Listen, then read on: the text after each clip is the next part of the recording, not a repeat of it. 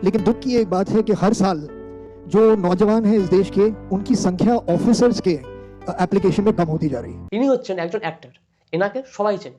উনি বলছেন যে এখন আর্মিতে সংখ্যা কমে গিয়েছে, অর্থাৎ কি আর্মিতে এখন সবাই একটু কম পরিমাণে যাচ্ছে।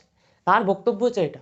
কিন্তু শুধু আর্মিতে যাওয়াটাই আসল কারণ নয়। এই যে আর্মিতে মানুষ কম যাচ্ছে, যে দেশের প্রতি মানুষের একটা শ্রদ্ধা, এটা কোথাও না কোথাও যেন একটু কম পড়ে যাচ্ছে। আগেকার দিনে মা বাবারা কি করতো, মা বাবা তাদের ছেলে মেয়েদেরকে উদুম ঠেঙাতো। এখনকার দিনে মা বাবারা তাদের ছেলে মেয়েকে খুব একটা মারে না। আমার দুঃসম্পর্কে একটা দাদা আছে, সেই দাদা যখন বদমাইশি করেছিল, একদিন দাদার বাবা কি করেছিল, ওর মাথাটা গুড়ের টিনের মধ্যে ঢুকে দিয়েছিল। मस्त जोक मारा रे ये हंस रे हलकट हंस মানে বুঝতে পারছো, ডেডিকেশন মারের হচ্ছে এটা ডেডিকেশন। ঠিক আছে, এখনকার মা বাবারা তাদের ছেলে মেয়েকে কেউ মারে না। बात तो सही है दौड़ना तो पड़ता है। না মেরে তারা কি করে, তারা ছেলে মেয়ে বায়না করলে বা ছেলে মেয়ে কথা না শুনলে তাদের হাতে একটা মোবাইল ধরিয়ে দেয়। তারা সেটাকে দেখছে, সেই মোবাইলটাকে চালাচ্ছে। তারপরে সে যখন একটু বড় হয়, মানে একটু বড়, বেশি বড় নয়, যখন সে একটু বড় হয় তখন সে কি করে, তখন সে সব কিছু শিখে যায় মোটামুটি, ফোন চালানো।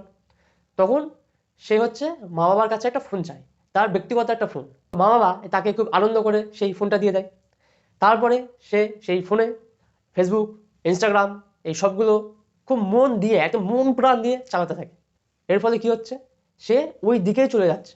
অর্থাৎ আপনি যদি কোনো ছেলে মেয়েকে জিজ্ঞাসা করেন, মানে এখনকার কোনো ছেলে মেয়েকে, যে আমাদের দেশে কোথায় কি রয়েছে, তারা কিন্তু সেটা বলতে পারবে না। কিন্তু যদি জিজ্ঞাসা করেন যে ফেসবুকে রিলস কিভাবে আপলোড করতে হয়, ইনস্টাগ্রামে কিভাবে আমি রিলস আপলোড করব, সেগুলো তারা কিন্তু খুব ভালো করে বলে দিতে পারবে। ये बड़ी अच्छी बात कही आप।